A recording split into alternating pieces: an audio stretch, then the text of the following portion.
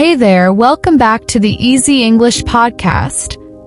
I'm Ella, and I'm really happy you're here with me today. In this podcast, we learn English through real stories. Stories that feel true, emotional, and sometimes even a little difficult. But that's life, right? Today's story is about Sophie. She's a kind and thoughtful girl, but she's struggling with something personal.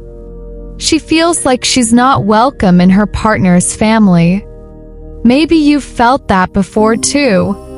Like you're trying your best, but still feel like an outsider. It's a quiet kind of pain, and we're going to explore that together. Just speak with me like a friend. This is called shadowing, and it helps you build natural English step by step.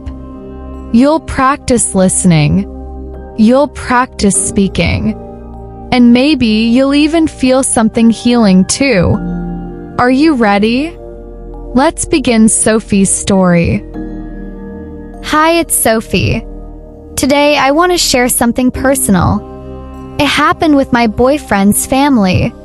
It was last winter. My boyfriend, Liam, invited me to dinner at his parents' house. I was nervous but excited. I wore a soft blue sweater, his favorite color, and brought a small cake I baked myself. We arrived at 7 p.m. His mom opened the door. She smiled a little. His dad didn't even look at me. Just a nod. No words. We sat in the living room.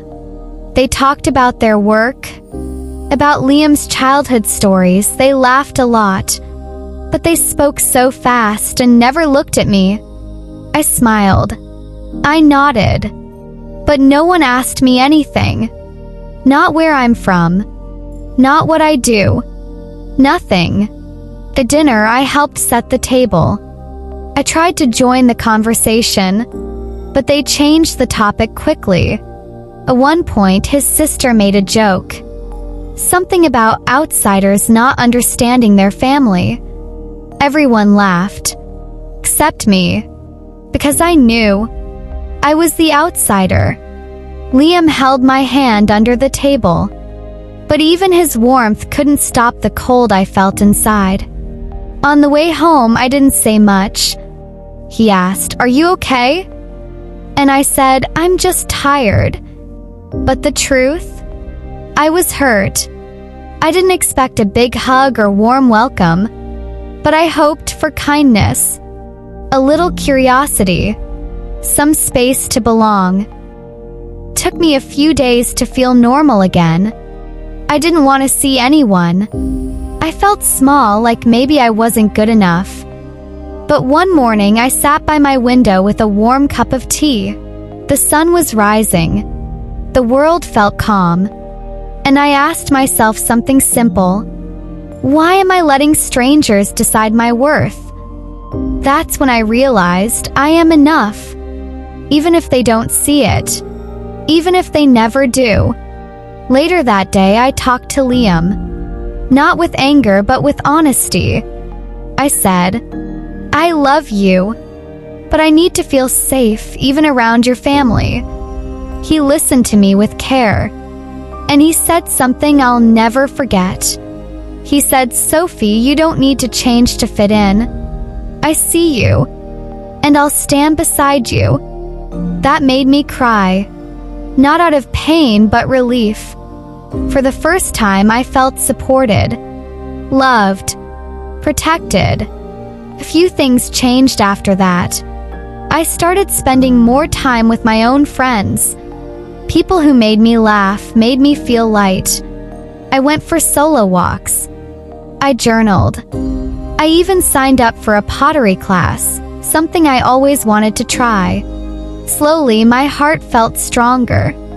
Not because the family changed, but because I did. I stopped chasing their approval and started building my own peace. To anyone who feels like they don't belong, let me tell you, you don't have to fit into every room. You don't need to shrink to be accepted. You are already enough.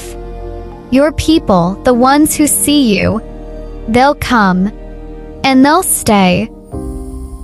Thank you for listening and for staying with me until the end. Now it's your turn.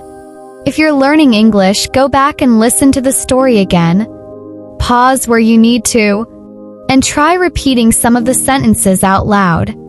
Say them in your own way. Feel the words.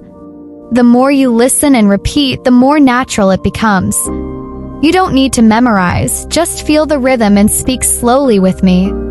I'll see you in the next episode.